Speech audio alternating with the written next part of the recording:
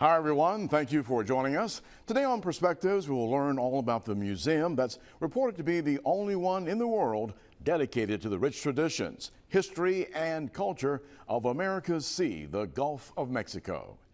Well, if you travel or work along the Mobile waterfront, you may remember when construction started back in 2010 on the building that resembles a life-size ocean-going container ship. Now, it opened in September of 2015 to a celebration of what today we call the National Maritime Museum of the Gulf of Mexico. It's all about a maritime theme. Inside, there are displays, interactive exhibits, hands-on activities, simulators, and theaters. It was built to serve as an educational resource for the region and the nation. A museum, they say, unlike any other in the world. The museum provides a whole new way for folks of all ages to explore the Gulf of Mexico.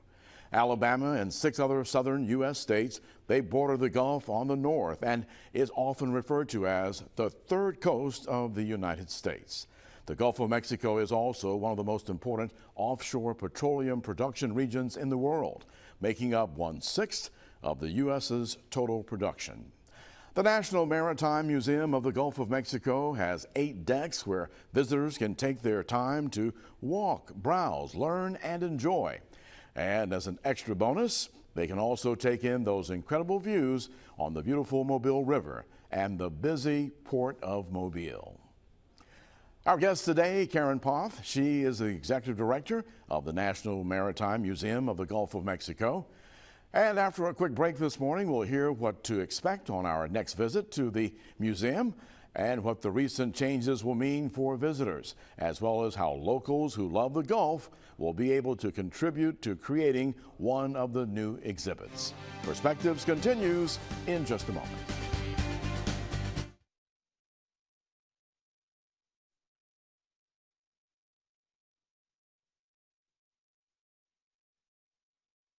Museum of the Gulf of Mexico is our guest this morning. Thanks for joining us. Sure, I'm happy to be here. Glad to have you. And in reading your resume, Karen, you have had some incredible experiences in life as relates to working at places that we think of as museums of type, as well as other types of production opportunities where you're looking to attract people and to put them in a situation where they are either learning or just enjoying things as they go along. When you look and think about some of the things that you've done over the last, I guess, 30 years maybe? Oh. Okay, give us an idea of what did you think of in relationship to your experiences of, hey, that would really help me in a position of this type, because this is a museum of a different type than you've done, but you've done some incredible things. Sure. You know, my background is pretty varied, and I like to say I'm a storyteller. Okay. I'm a creative and a storyteller, and so, you know, as human beings, we live on stories. You know, everything tells a story. Every commercial you watch tells some kind of story. Every, you know, billboard you see, everything that's out there is a story. And so I got my start actually creating product for, at the time, the largest department store chain in the country. Which one was that at that time? May Department Stores. Yes, okay. In St. Louis.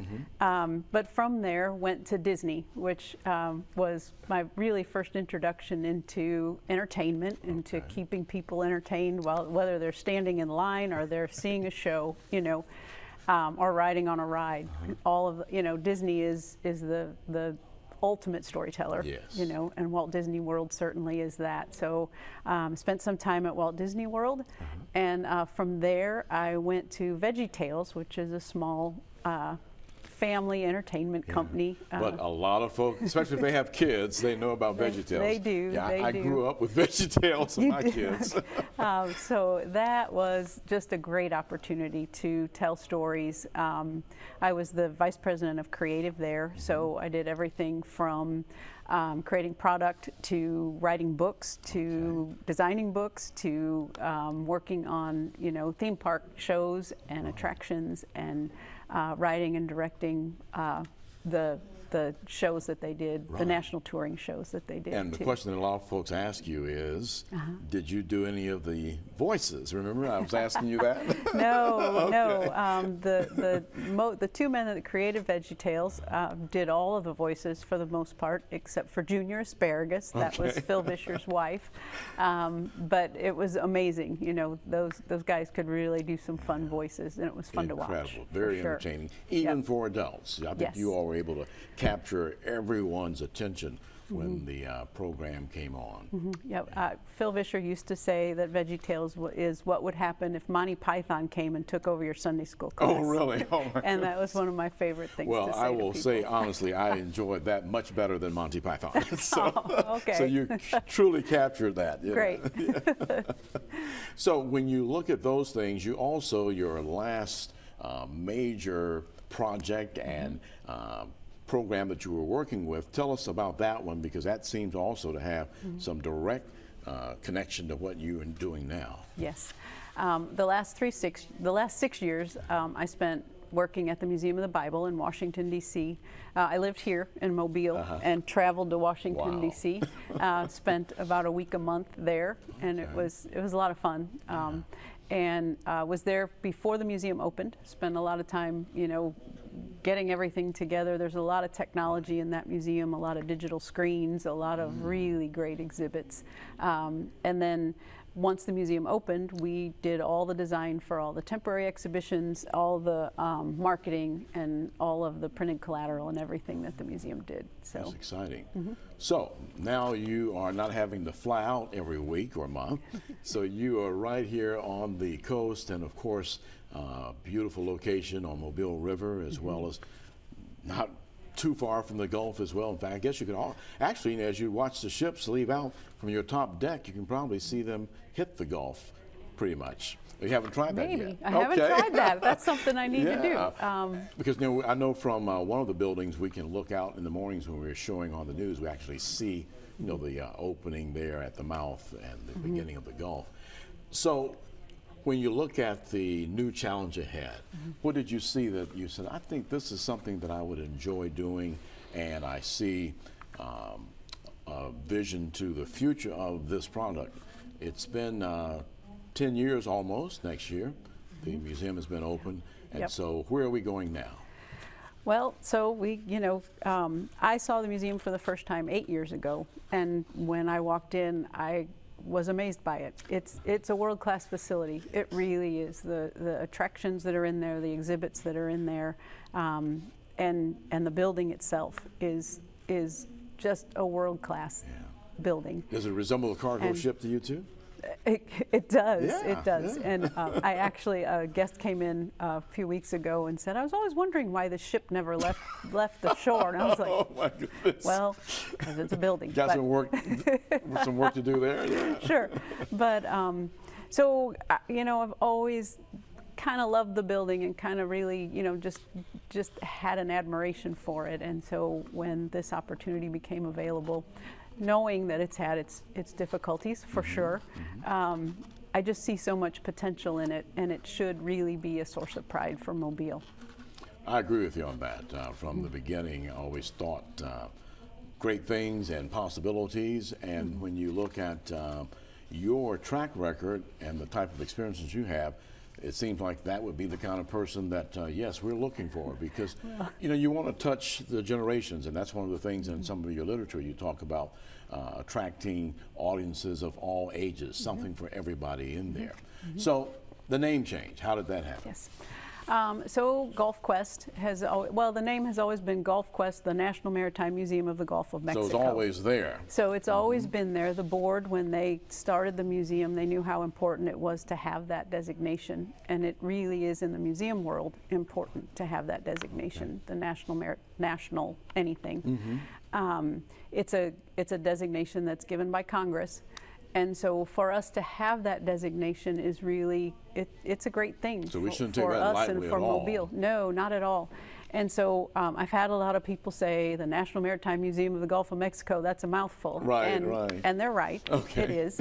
But you know, if you look at the national museums, especially in Washington, D.C., the National African American Museum of art and culture. Right, you know, right. They don't shy away from that, and so. Just to put us, you know, on the map as a National Maritime Museum, it gives us more credibility with the AAM and all different places. And we also, looking at the name GulfQuest, just as a funny aside, when I was telling some of my museum friends, you know, I'm going to go to GulfQuest, they thought it was one of those places where you go to hit a golf ball into a giant net. Oh my you goodness! know? Wow. So, okay. and they're not from the Gulf Coast, so right, you know, yeah. but that's what they thought. So, yeah. we looked at it and thought, you know, do we have a lot of brand equity in the name GulfQuest? And just decided to make the change and put that national up front. When you hear that, that makes sense because you want to know what and how people identify with the name. And I just visited recently the International African American History Museum in Charleston, South Carolina. And of course, that's a mouthful also. Yep. International is Right. longer than national. Right, And so, right. But they proudly had it, you know, on display when you come up to the museum, and it's everywhere. So Yep. branding, I guess, Yes. so Yep. very important. Yep. And weirdly, you don't have to have anybody approved to say international, but you have to get approval to say National That's good, right, National right. Museum. That means a lot. So so we're excited for that change and just to put the hard work that the board did up front. We've got about 30 seconds, so we'll break on that, and Okay. we'll come back. We're going to talk more and finish up that conversation as well. Glad to have you here, and we're all excited. Excited to be here. I love your track record and your experience, and I'm just waiting to see what happens next. Oh, boy. Our very special guest, Karen Poff, with the new name, or actually reminding you of the name. We'll tell you about that again when we come back here on Perspectives. We'll be back in just a moment.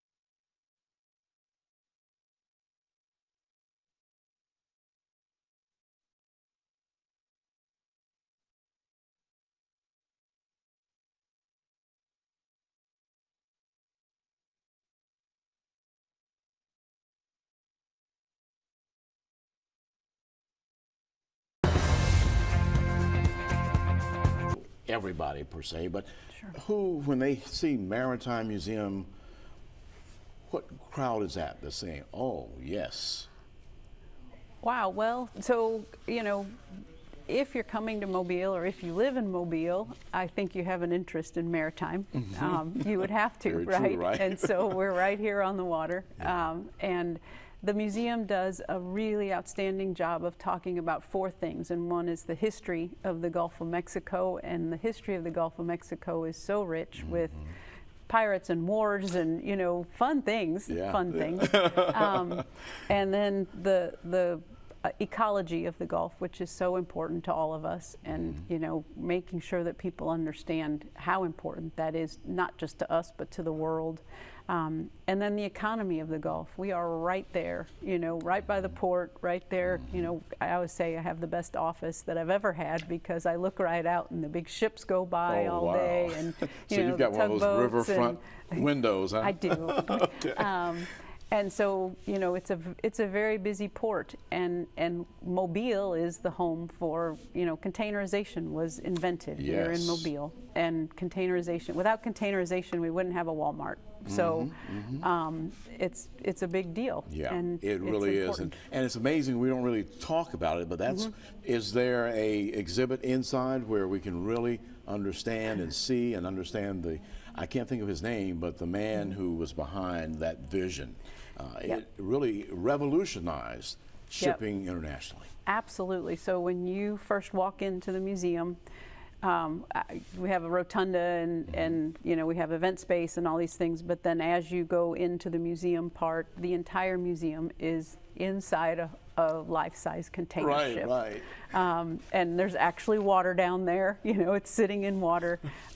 It's just a really neat building. And so, yeah, absolutely. And there's a lot of, you can see how containers are packed. You can see how the ports work. You can see, you know, how tugboats do their jobs and the loading and the unloading and just how it all happens. And it's neat. You know, I'm sitting here thinking as you're sharing some of these things, the importance of people understanding what's going on all around us where they can't really get to it, but if they come to the museum, they can see everything as far as what's taking place and why. And I love the shot if you're driving over the Cochrane-Africatown Bridge and you can look and just see the river at work. It's just a beautiful sight to me. I don't know if I'm a nut or what, but to see commerce and what's making a lot of the state itself happen because it's all tied together through the networks of rivers.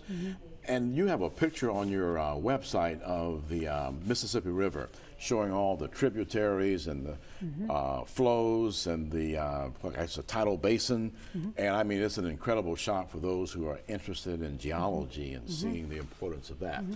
So when you look at the things that are already in place, what do you see as the strong points inside the museum that we need to make sure we see, but also that you're going to keep as part of the overall theme of the museum?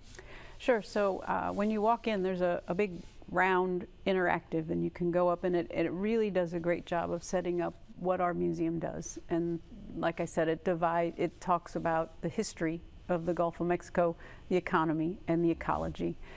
We also have a good STEM program where we talk about the navigation and how propellers work and, you know, why boats float and all those things. And so we're working hard to create new education programs to bring in more school kids, more field trips. It honestly should be the place that, you know, every 5th, 6th grade class comes every year. Every year, because that's right. there's so much, not just about Mobile and not just about the Gulf of Mexico, but about how, you know, the economy works. And, you know, it all starts with ships coming in to a port somewhere. And one day, many of those young kids may be working there on the riverfront. Absolutely, and that's another big goal for me, is to add that education piece to the museum, to find a partnership with, you know, a big corporate entity that calls our riverfront home, and start to teach, you know, non-traditional and traditional students alike that there are a lot of good careers on the Gulf. So true. So when you look at what's going to be new, what do you already have in mind that you can share? Sure. We're going to have a brand new website. It will launch at the end of this month, so stay tuned for that. It's going to have a lot more information on it. We hope to expand it into some online education and different things, and it'll have a whole new look and a new name. Okay. And then we're going to launch 2 brand new exhibits in 2024. One is called Combat to Commerce, which will feature about 14 museum quality models of the ships that have called the Gulf of Mexico home. So from German U-boats to, you know, and we have our curator, Stuart Hood, who's working on that exhibition, and it's going to be really nice. I was just reading about those U-boats, and we had we've got some great history tie into that. That should be exciting. Yes, yes. So all the way from World War II and then through to, well, and tall ships also. So before World War II and then through to, you know, current container ships. And you might excite some people to want to go out and look for gold, you know? Oh, gosh. Maybe. Yeah. Well, we've got a couple of minutes. What do you want to share as far as what people should really be looking for here in the very near future? Sure. So the other exhibit that we're doing is the Alabama Deep Sea Fishing Rodeo exhibition. We're really excited about that, and we're trying to collect everybody's stories out there. Okay. And, you know, if you have trophies from the 1950s and the 40s, or if you were a queen of the Alabama Deep Sea Fishing Rodeo, they used to have queens. Right. We'd love to hear from you on that. So how do they reach out to you? How do they contact you? You can go on the website, and our contact information is there. And so please, you know, let us know. Exciting. Yep. So they'll be on display in the museum where Yeah, part of you our put together permanent your- collection. We'll have, it's such a source of pride for the Mobile and for this area. It's the largest fishing competition in the world, Yeah, so and that's that's a neat. great tap into that market. Yeah. Are we going to see billboards with the new name and look, or what? Hopefully in the future. You know, right now we're going to focus on a lot of digital advertising and things that are a little more affordable, but yes. And then on April 13th, we're going to open up the museum for everybody to come for free. It'll be our Friends and Family Day. So everybody put that on their calendars and come and see us. That is the new marketing line for us, is come and see. Because, you know, I have found, 90% of the people who leave our museum say they had a wonderful time. Yes. And it's the ones who haven't come to see us yet. And you can't Right. enjoy if you haven't come. That's And, right. I love one of the things you said in an interview that you did, where all this stuff is going to happen within the budget. You aren't Yes, asking sir. for another $500,000, $1 million, no. but you're doing I'd like this to, within but the budget. Right. And you'll be able to, because I'm sure Sure. people are going to Yeah. come Yep. back as well as come in the first time. And Yes. it sounds like some exciting days are ahead. And we're glad that you decided to select this as your next venture in life. Well, I'm and bring excited. all of your experiences. I'm to- excited to be here. I'm thankful for it. Now, are you going to be able to work decent hours, or are you going to be just extremely busy now between now and Well, April? my hours at work are good, and then I work Okay. a little bit at home. So Okay. All right.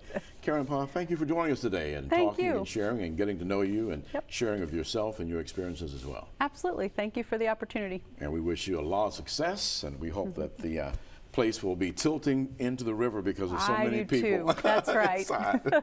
All right. All right. And of course, here's the information located at the Cooper Riverside Park there on the waterfront, 155 Water Street. Open Wednesday through Saturday. Are you going to change those days initially, or we're still sticking We're with this? sticking with that for Okay. now, and Close at 4 p.m. Stay tuned. Last Yep. entry at 3 in the day. But here's a great part, too. Free parking available at the museum as well as under the overpass. Thanks for joining us today on Perspectives. We'll see you next time. Have a great week.